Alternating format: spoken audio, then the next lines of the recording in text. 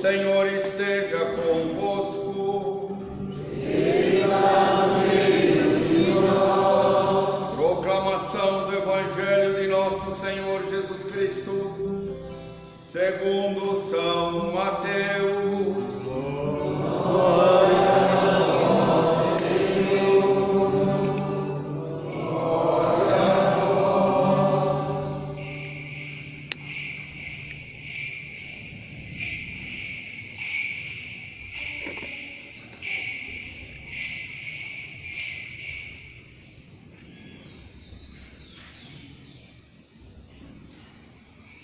Estejamos atentos.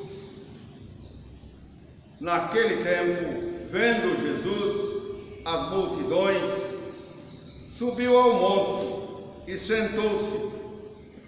Os discípulos aproximaram-se e Jesus começou a ensiná-los. Bem-aventurados os pobres em espírito, porque deles é o reino dos céus. Bem-aventurados os aflitos, porque serão consolados. Bem-aventurados os mansos, porque possuirão a terra. Bem-aventurados os que têm fome e sede de justiça, porque serão saciados. Bem-aventurados os misericordiosos, porque alcançarão misericórdia. Bem-aventurados os puros de coração, porque verão a Deus. Bem-aventurados os que promovem a paz, porque serão chamados filhos de Deus. Bem-aventurados os que são perseguidos por causa da justiça, porque deles é o reino dos céus. Bem-aventurados sois vós, quando vos injuriarem e perseguirem, e mentindo, disserem todo tipo de mal contra vós por causa de mim. Alegrai-vos e exultai, porque será grande a vossa recompensa nos céus. Palavra da salvação.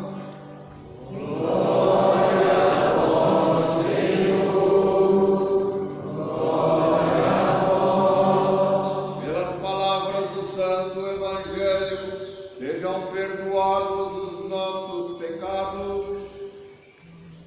Amém. Fiquemos atentos à sabedoria do Senhor.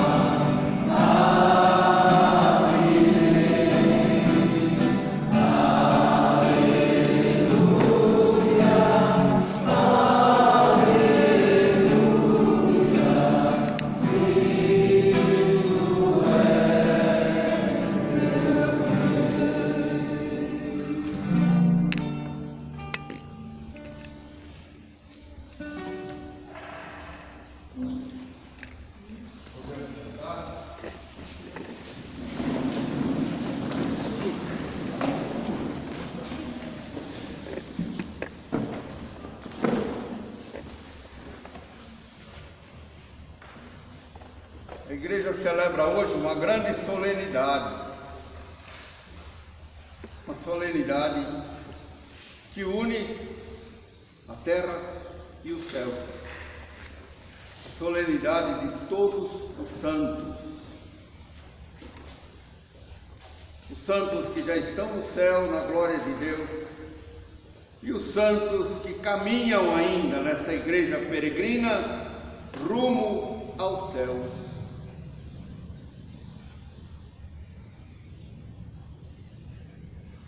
Na palavra de Deus, no livro do Levítico, há uma ordem de Deus que diz assim: sede santos, porque eu sou santo.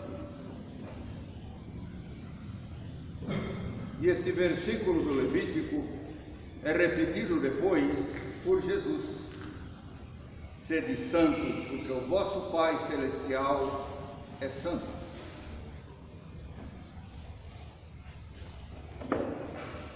E o que significa ser santo? Ser santo é buscar até o último limite nosso, buscar imitar Jesus, buscar viver como Jesus viveu, pensar como ele pensou, falar como ele falou, enfim, como diz São Paulo, vós sois outros Cristos. Ainda em São Paulo, vós sois a carta de Cristo escrita, não com tinta, mas com o sangue do Cordeiro. Esta santidade não é uma possibilidade, mas é uma obrigação. Buscar viver em santidade. Ah, irmão, mas isso é tão difícil. Pois é. De fato não é fácil, mas não é impossível. Por quê? Porque Jesus fala no Evangelho: aquilo que é impossível para vocês é possível para mim, não é? Quando Jesus faz um discurso e apresenta lá uma série de dificuldades na nossa caminhada como cristãos, Pedro responde: mas Senhor, desse jeito ninguém vai se salvar.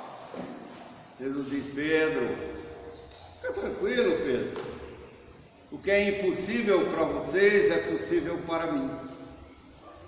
De fato,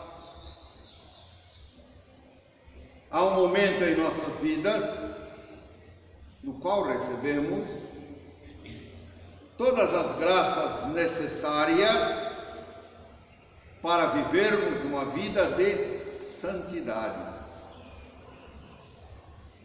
Quando somos batizados, recebemos no batismo uma grande graça chamada graça santificante, ou de uma forma mais comum, né? Recebemos ali um pacote com tudo aquilo que vamos precisar durante a nossa vida, em nossa caminhada de fé. Portanto, no batismo, Deus nos deu tudo aquilo que é necessário. Com isto, jogamos fora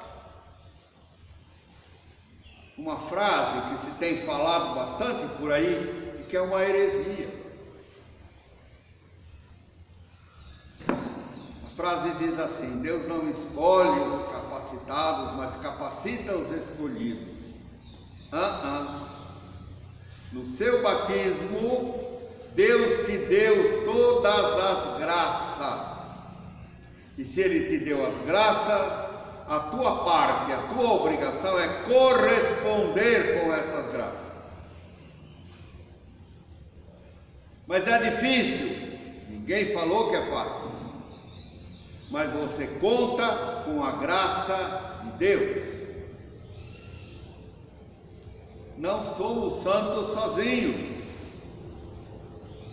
ninguém se santifica sozinho, por mais que você viva, né, a sua vida, por mais que você busque como pessoa, como ser humano, individual, pessoal, você busca essa graça de Deus, mas é em comunidade que nós nos santificamos, nos ajudando uns aos outros, rezando uns pelos outros,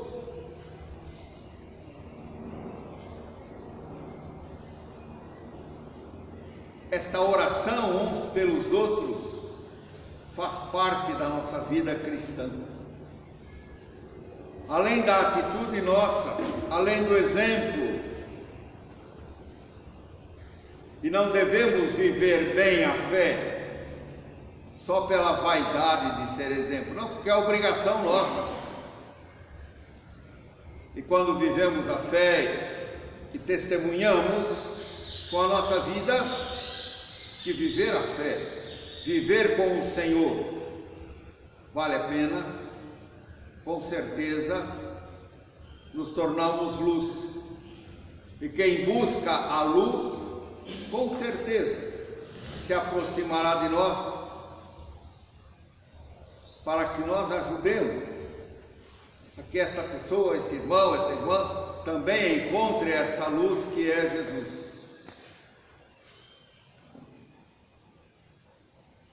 A igreja em si é santa, mas ela é formada por homens e mulheres pecadores como nós. Por isso a igreja é santa e é pecadora. A igreja é santa e formada de homens e mulheres como nós, que buscamos na graça de Deus, que recebemos o batismo, graça santificante, buscamos com essa graça viver a nossa vida cristã, buscando a perfeição da vida cristã. E como pecadores que somos, vamos nesta graça, com esta graça, com o auxílio de Deus, com a graça do Espírito Santo que habita em nós, buscando pelos sacramentos da igreja, cada vez que procuramos o sacramento da confissão dos pecados, novamente o Senhor nos lava no seu sangue. Confessarmos os nossos pecados diante de um outro ser humano, mas um ser humano que está revestido desta graça, que é canal desta graça do perdão do Senhor, perdão dos nossos pecados.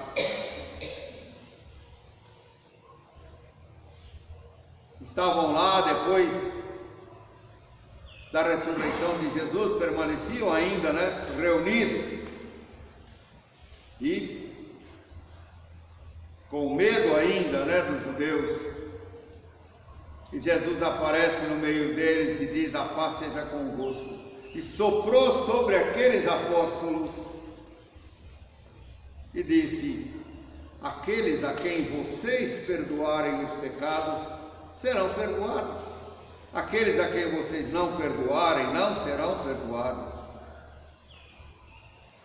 E aqueles apóstolos foram impondo as mãos e foram ordenando outros homens, que foram os sacerdotes da igreja, validamente ordenados, e que tem uma sucessão apostólica.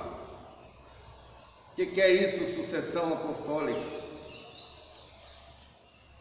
Um bispo chamado Dom Luciano Mendes de Almeida colocou suas mãos sobre a minha cabeça e disse: tu és sacerdote para sempre, segundo a ordem de Melquisedeque.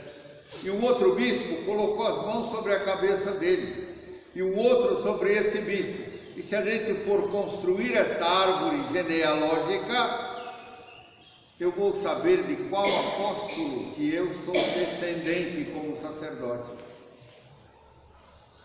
Então isso é o que se chama sucessão apostólica. E por causa dessa sucessão apostólica, a mesma graça que Jesus deu soprando sobre eles para que perdoassem os pecados, nós, sacerdotes, também podemos pronunciar as mesmas palavras. Não somos nós que perdoamos, somos apenas um veículo, somos apenas um canal desta graça de Deus. E é fácil entender, Assim como hoje, se a gente olha a tecnologia, e há uma porção de coisas que funcionam, por meio de tubulação. Então você tem a tubulação que é própria para a passagem de água, é própria para a passagem de esgoto, é própria para um determinado tipo de energia, né? Uma determinada voltagem de energia, para uma energia mais alta, mais fraca, enfim, para cada um há uma tubulação específica. Nós, sacerdotes validamente ordenados, somos esse canal, um canal pelo qual passa esta graça de Deus, que traz o perdão, a misericórdia. Então, quando o Padre impõe as mãos sobre você e diz: pela misericórdia de Deus Pai, pelo amor de Jesus Cristo, Senhor e Salvador, pela força do Espírito Santo, que renova e transforma todas as coisas, pelo ministério da Igreja, em nome da Igreja, e pela imposição das minhas mãos sacerdotais, eu te perdoo de todos os teus pecados, em nome do Pai, do Filho e do Espírito Santo. É a resposta de Deus que nos perdoa, é a resposta de Deus para o nosso arrependimento, para a nossa contrição.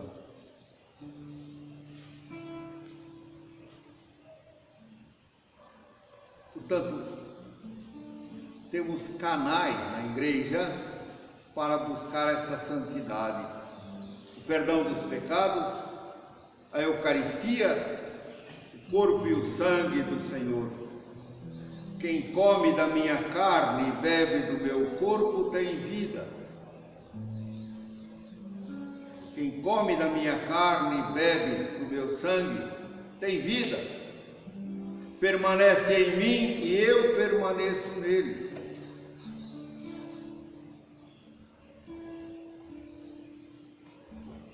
Há um documento escrito pelo Papa Bento XVI sobre a Eucaristia, onde ele nos recorda, lá do primeiro século,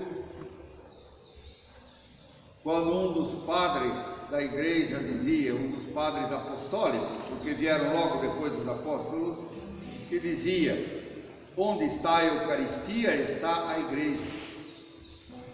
Onde não há Eucaristia, não está a igreja. E o Papa Bento XVI nos falava numa linguagem mais atual o que significa receber a Eucaristia. Receber a Eucaristia significa ser cristicizados. O que é isso? Da mesma forma que ao ingerirmos o alimento, arroz, feijão, enfim, o nosso alimento material comum de todo dia, esse alimento se transforma em nós. Ele se transforma em energia, se transforma em sangue, se transforma em músculo, se transforma, né, no nosso próprio ser. Acontece um processo inverso quando recebemos a Eucaristia. Não é o Cristo que se transforma em nós, mas nós somos cristicizados. Ou seja, nós vamos sendo transformados em Cristo Jesus. E se olharmos um pouco a história da igreja, nós vamos encontrar na igreja católica, na igreja ortodoxa, perto de 5.000 santos cujos corpos estão incorruptos. Não é que os corpos foram embalsamados, não. Eles permaneceram assim. Nós temos lá Santa Clara de Assis. Depois de 800 anos, o seu corpo permanece inteiro, incorrupto, seco por causa do tempo, mas os seus órgãos estão todos lá, inteiros. Desses corpos incorruptos, o mais, vamos dizer assim, fantástico, é o de Santa Bernadette de Subiru, aquela menina que foi a vidente de Nossa Senhora em Lourdes, que está logo ali do lado da porta. Bernadette morreu em 1828, 58, por aí. Mas já fazem um bocado de anos. E há mais ou menos uns 30 anos atrás, de novo, quiseram fazer uma pesquisa, um grupo de cientistas, médicos, enfim, quiseram de novo fazer uma pesquisa no corpo de Bernadette. E o incrível, atestado por esses próprios cientistas, é que o corpo de Bernadette está morto. Mas dentro, o seu sangue permanece líquido, não está coagulado. Os seus órgãos permanecem todos frescos, como se ela tivesse acabado de morrer. O seu corpo permanece sempre com 36, 37 graus. E com o corpo de Bernadette está em Nevers, na França, num convento que fica lá nos Alpes. E quando lá faz inverno, é muita neve e é muito frio. O corpo de Bernadette permanece com 36, 37 graus. E se a gente buscar, são perto de 5.000 corpos incorruptos de homens e mulheres como nós,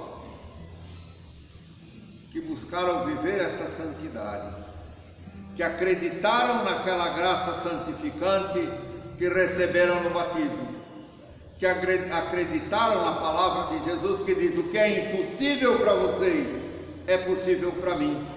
E se entregaram ao Senhor, buscaram com a força do Espírito Santo viver essa santidade, viver o Evangelho.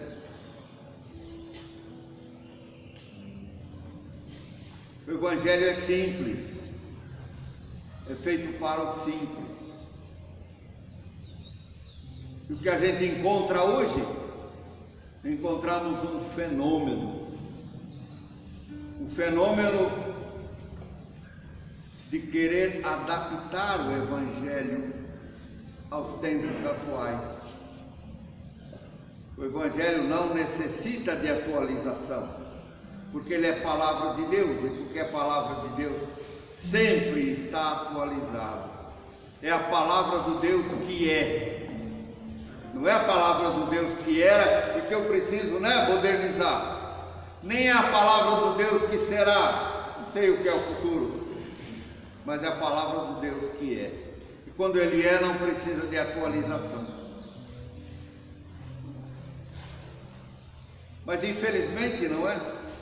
Na igreja, seja na igreja católica, seja em igrejas evangélicas, enfim, há muita gente caindo nesse erro, nesse grande engano, que parece uma coisa boa, Satanás nunca se mostra como ele é, Ele vem sempre como um garotão loiro, bonito, de olhos azuis, ou uma mulher assim daquelas, pra valer mesmo. Ele não se mostra como ele é. Então o Evangelho não é para ser adaptado, mas é para que nós adaptemos a nossa vida ao Evangelho. Então essa balela que tem por aí hoje, de querer adaptar, não vamos adaptar, vamos deixar o Evangelho, vamos pôr um pouquinho mais de açúcar, quem sabe, ele fica melhor, quem sabe mais gente resolve seguir Jesus.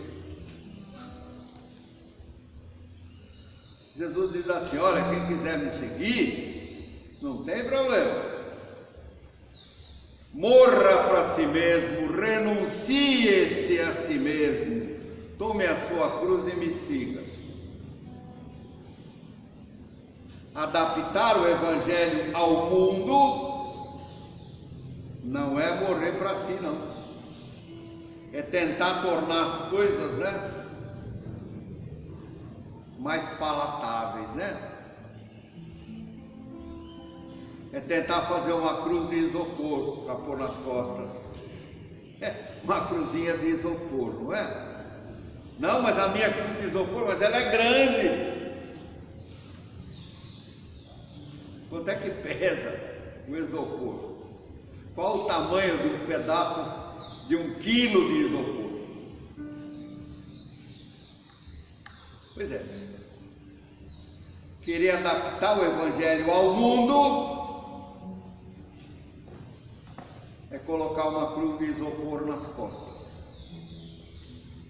E a cruz de Jesus não era de isopor, não. Os estudiosos, os cientistas que pesquisam, quando falam daquele pedaço de madeira que Jesus carregou às suas costas, eles dizem que aquilo pesava pelo menos 60 quilos. E não era uma madeirinha bonitinha assim, não, lixada, envernizada, com alguma coisa para apoiar no ombro, não era, não. Era um pedaço de pau rústico, tosco, um pedaço de lenha. Na Semana Santa nós chamamos, eis o lenho da cruz. Pois é, um pedaço de lenha. Essa é a cruz. Essa é a cruz que Jesus fala que nós devemos carregar. A cruz do dia a dia, a cruz das dificuldades, a cruz das incompreensões.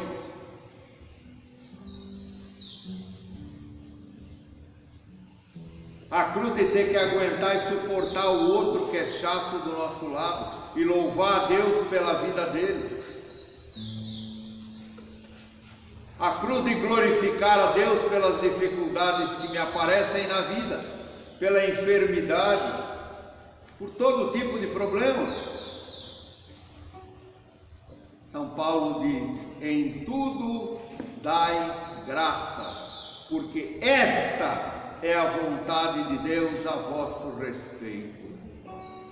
Com certeza, todos esses homens e mulheres santos, cujos corpos estão incorruptos, todos esses homens e mulheres que na história da igreja, a igreja proclamou como santos, e muitos que a igreja não proclamou, mas que são santos aos olhos de Deus, botaram a cruz às costas e seguiram o Senhor, não lamentando, não reclamando, mas louvando e dando graças. Louvando e dando graças pela tribulação, pela dificuldade, pela doença, pelos problemas da vida. Louvando e dando graças pela pessoa chata que Deus colocou do meu lado. Não reclame não, mas dê graças a Deus. É para a tua santificação. É providência de Deus. Deus sabe como e o que precisamos na nossa purificação, nesse caminho para a santidade. Santidade. E porque a igreja canoniza ou declara oficialmente este ou aquela como santo. E depois nas nossas igrejas, normalmente temos lá os ícones, temos lá uma imagem de um santo, de uma santa. Qual a finalidade disso? A finalidade é olharmos para aquele homem e aquela mulher que está representado naquela imagem, olharmos e dizermos: se Agostinho pôde, eu também posso. Se São José pôde, eu também posso. Se Bernadette pôde, eu também posso. Se Clara pôde, eu também posso. Eles não receberam nada mais do que nós. A diferença é que eles assumiram o compromisso. E com uma vida de oração, de renúncia, de entrega, de penitência, de jejum, buscaram a força do Espírito Santo que está vivo dentro de cada um de nós a partir do nosso batismo. E procuraram ser radicais na sua escolha por Jesus Cristo. Mas não receberam nada mais do que nós, não. Eles botaram a cruz às costas e carregaram o peso da cruz, junto com Jesus, seguindo o Senhor. Esses homens e mulheres que a igreja nos apresenta como santos, como modelo, nos apresenta como possibilidade. Se ele pode, se ela pode, eu também posso. E a igreja vai mais longe ainda. Nos apresenta a vida destes homens e mulheres, para que, lendo a vida destas pessoas, nós possamos ali aprender como eles fizeram, qual o caminho que eles trilharam, como é que eles seguiram Jesus. E em todos eles você vai encontrar esse texto do Evangelho de hoje, o capítulo 5 de Mateus, as bem-aventuranças. Lá você vai encontrar o caminho. E você vai ver como que esses homens e mulheres viveram estas bem-aventuranças em suas vidas. E todos eles, todos, experimentaram as últimas palavras do Evangelho. Bem-aventurados sereis quando fordes perseguidos e caluniados em meu nome. Grande é a vossa recompensa, porque os vossos nomes estarão escritos no céu. Hoje, mais do que nunca, se nós quisermos de fato viver o Evangelho do jeito que o Evangelho deve ser vivido, sem adaptá-lo ao mundo, mas buscar pregar o Evangelho ao mundo, para que o mundo se converta e viva.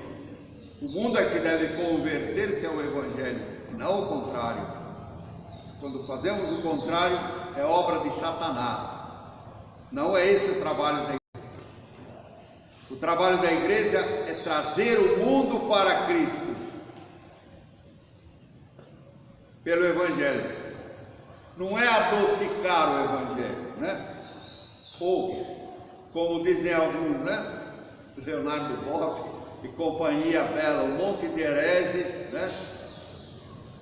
Que não merecem o nome de cristãos, nem católicos, nem nada, porque negam a fé. Então fazem alguma coisa que se chama releitura do Evangelho. Releitura do Evangelho não é outra coisa senão querer adaptar o Evangelho ao mundo. Tornar o Evangelho palatável, mais doce, não é? Com sabor de morango, com sabor de framboesa. Não, o Evangelho não tem sabor de morango. O Evangelho tem sabor de cruz. Ou colocamos a cruz nas costas e seguimos o Senhor morrendo para nós,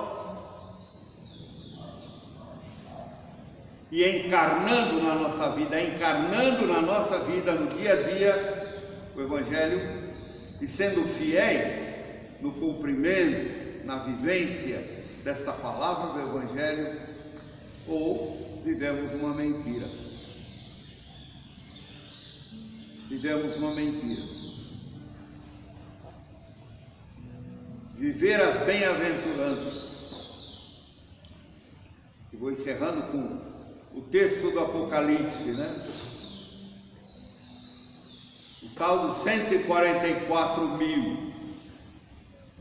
É 12 vezes 12 vezes 1000.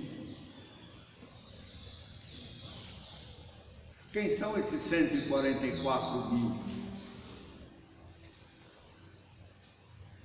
São aqueles que fazem parte do povo de Israel, mas é matematicamente 144, a linguagem bíblica.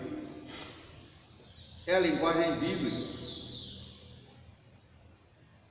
Mas depois havia também uma multidão, um número grande de pessoas, vestidas de branco e com palmas nas mãos. E a resposta, quando foi perguntado quem são esses, a resposta é: são aqueles que vieram da grande tribulação. Meu irmão, minha irmã, você quer maior tribulação do que viver verdadeiramente o Evangelho na sua vida? Aplicá-lo na sua vida? Quando você quer viver o Evangelho e você olha ao redor, você vê em quantas coisas você vai esbarrar. Quantas coisas?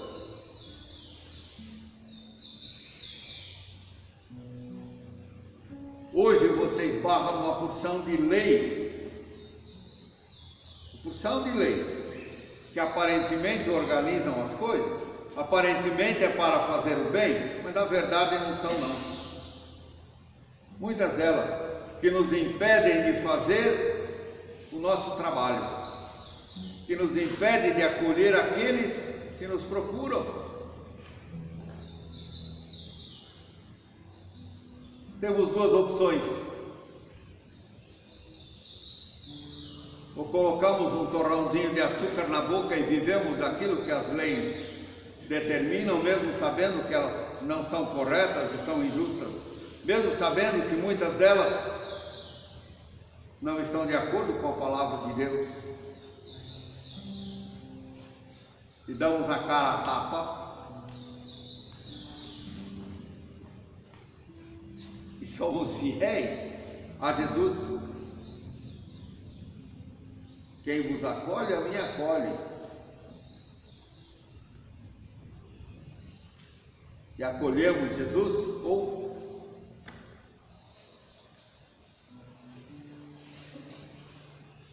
torrãozinho de açúcar na boca? Não, mas nós somos obrigados a observar as leis. Ora a lei. Na palavra, ora a lei. E se nós não olharmos para isso, seremos perseguidos. Faz parte da nossa opção por Jesus Cristo, no mundo paganizado como vivemos. Faz parte da nossa opção por Jesus Cristo ser fiéis ao Evangelho, ser fiéis a Jesus. Faz parte da nossa opção por Jesus Cristo ouvir Jesus que diz assim: olha, quem não recolhe comigo, espalha, desperdiça. E para recolher junto com Jesus, a condição é estar com a cruz às costas e segui-lo. E a cruz não é doce, porque a cruz é salvação. A cruz significa o sofrimento redentor do Senhor. E São Paulo diz assim: completamos na nossa carne aquilo que faltou à paixão de Cristo. Não que a paixão do Senhor não tenha sido completa, mas Paulo nos ensina aqui o que? Nos ensina que nós podemos entrar nesta dinâmica de salvação. Nós podemos participar da cruz do Senhor, sofrer com Ele e por Ele, e tornar o nosso sofrimento, o nosso sacrifício também redentor.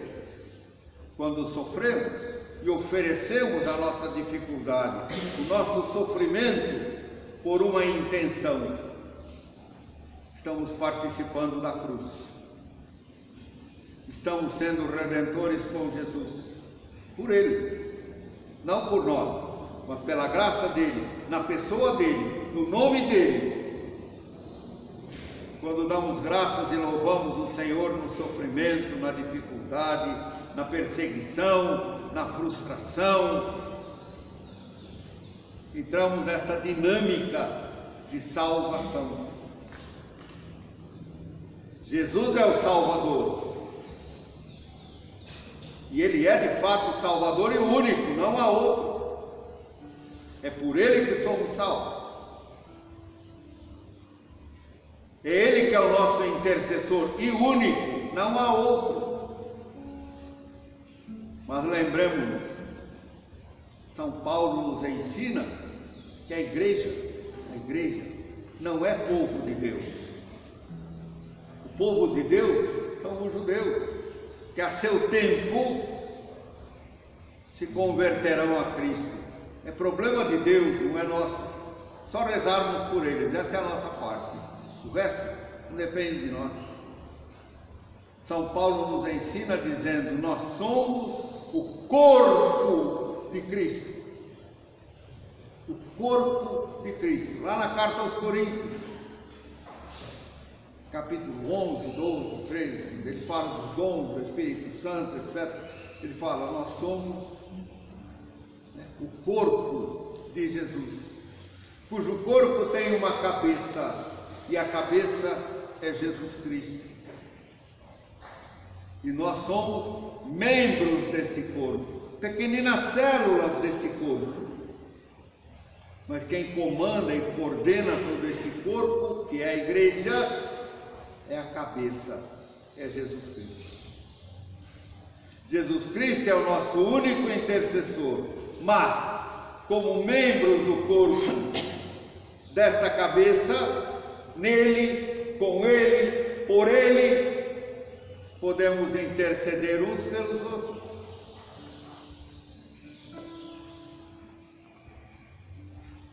Pelo ensinamento da igreja, lá dos santos padres, lá do início, onde a doutrina da igreja se formou.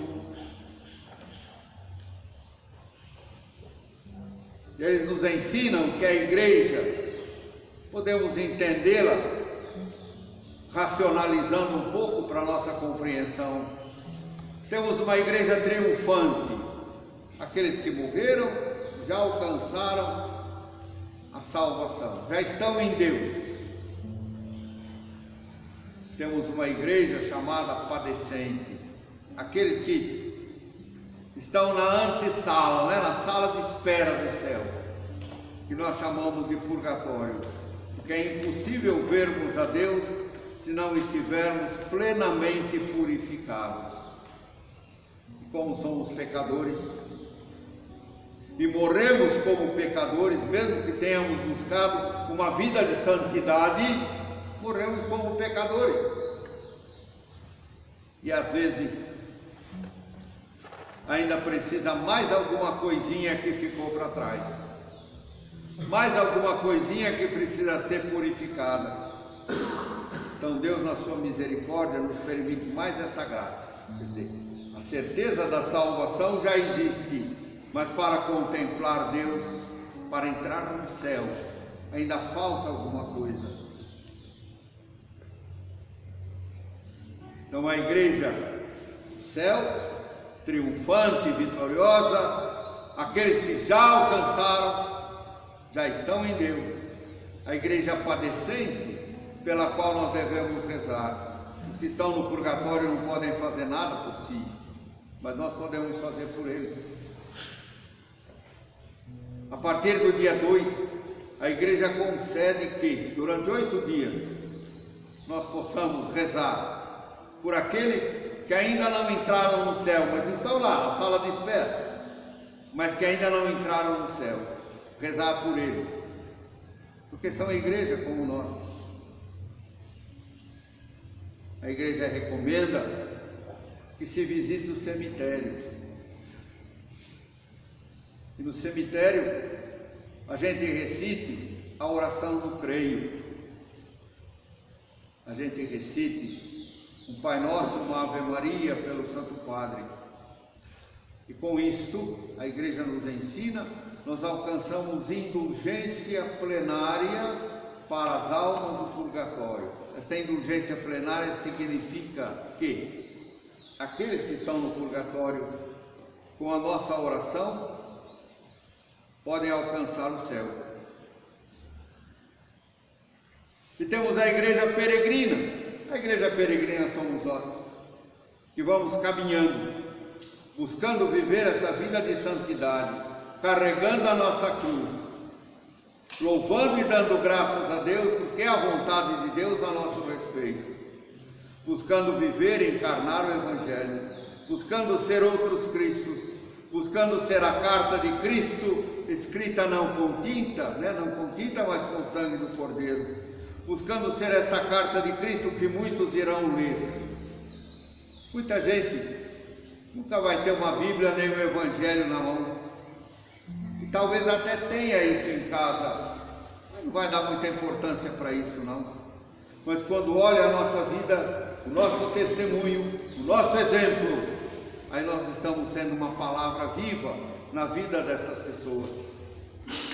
Isto é ser a carta de Cristo.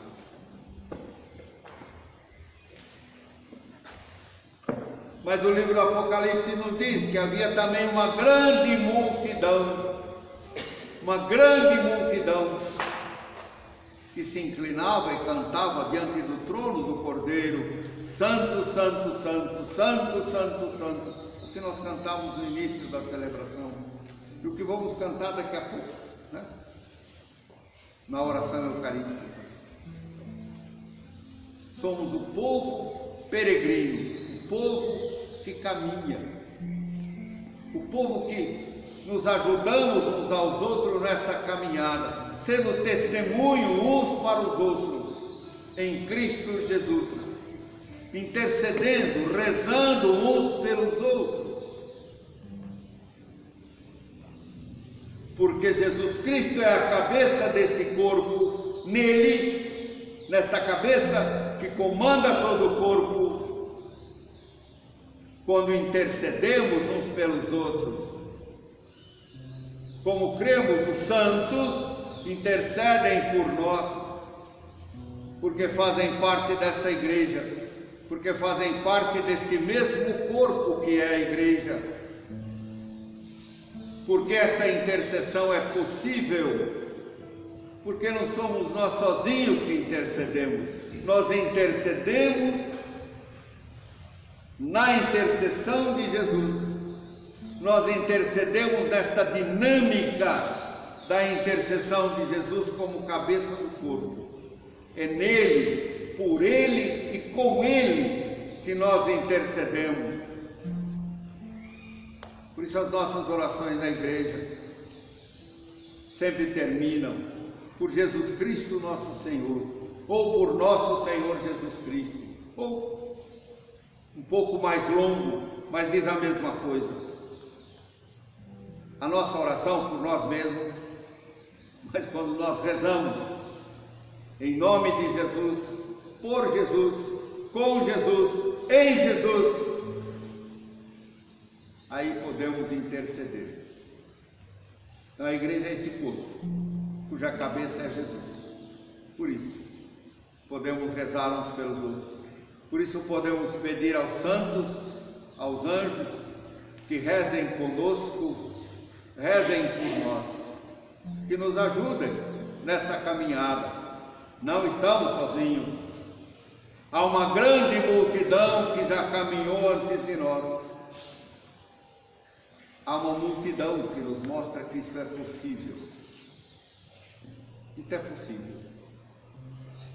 Como tinha no Evangelho do domingo passado, O cego que escutou aquele barulho, O cego Bartimeu, escutou o barulho, perguntou: o que está acontecendo? Ah, é Jesus que está passando. E ele começa a gritar: Jesus, filho de Davi, tem compaixão de mim. E Jesus se aproxima e diz: o que é que você quer? Eu quero ver. Então vê, vai em paz, a tua fé te salvou. Que o Senhor abra os nossos olhos, os olhos da mente, os olhos do coração, que nós possamos, como o cego Bartimeu, clamar: Jesus, Filho do Deus vivo, tem piedade de mim, pecador. Clamar sem cessar, reconhecendo que somos pecadores, necessitados e carentes da graça de Deus, necessitados e carentes de Jesus, e que rezamos como igreja, uns pelos outros, pedindo que esses que já estão no céu, que já estão lá em Deus, nos ajudem com a sua oração. Olhando para as suas imagens, para as suas fotografias, e buscando ali a força, dizendo: olha, se você pôde, eu também posso. Me ajuda, me ajuda, me ajuda a rezar, me ajuda a louvar, me ajuda a dar graças, me ajuda a ser fiel, me ajuda a ser firme nas dificuldades. Concluindo, nós falamos da comunhão dos santos. A igreja é a comunhão dos santos. O que é isso? A igreja é esse corpo de Jesus, cuja cabeça é Ele, Jesus. A comunhão dos santos é exatamente isso. Os santos no céu, que já alcançaram o prêmio, a herança, que já estão em Deus, junto conosco. Santos que caminham na terra e que pouco a pouco, seguindo Jesus com a cruz às costas, morrendo para si, morrendo para o pecado, buscando a graça, firmados nessa graça santificante, fortalecidos pelo Espírito Santo que habita em nós, animados pelo amor do Pai que quer que todos nós sejamos santos, caminhando no nosso dia a dia, buscando essa vida de santidade, né? Formamos a igreja, formamos essa comunhão dos santos. Irmãos e irmãs, eu vos convido agora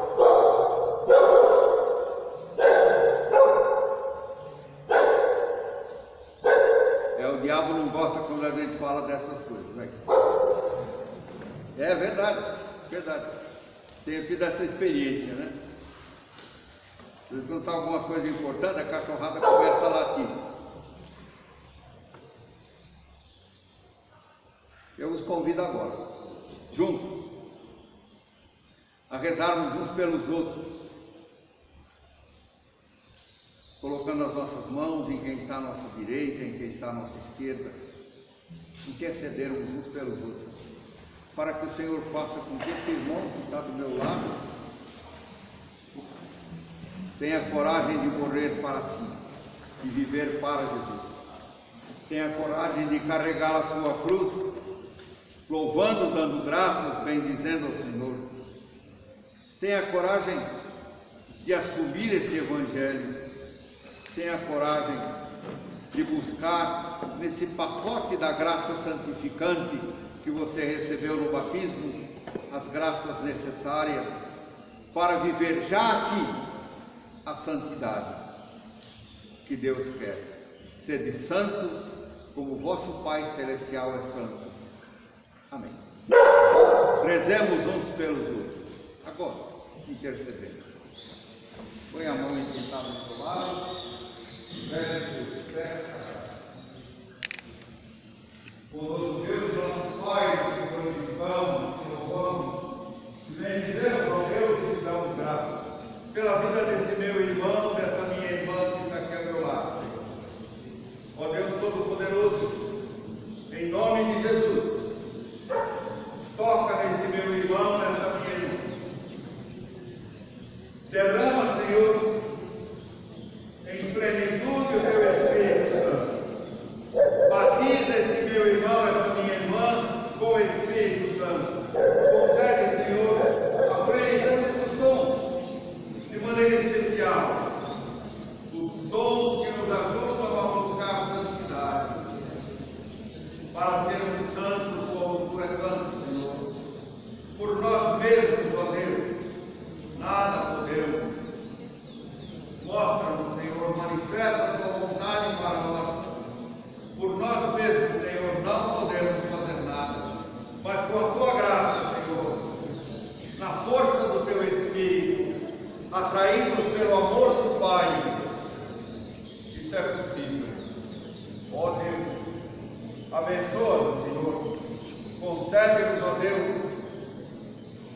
que os nossos olhos sejam abertos e, confiando em Ti, Senhor, busquemos viver essa santidade para a glória do Teu nome, Senhor.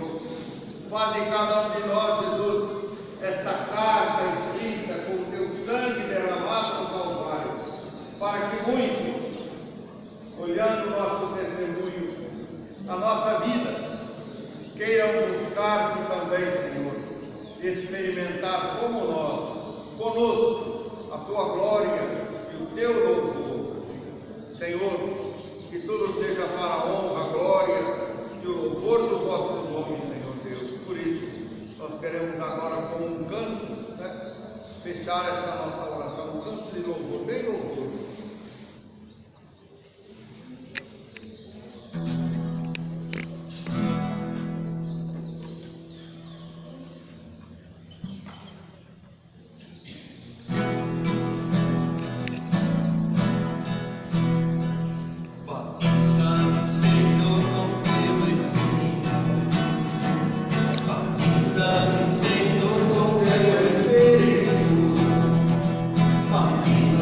Senhor.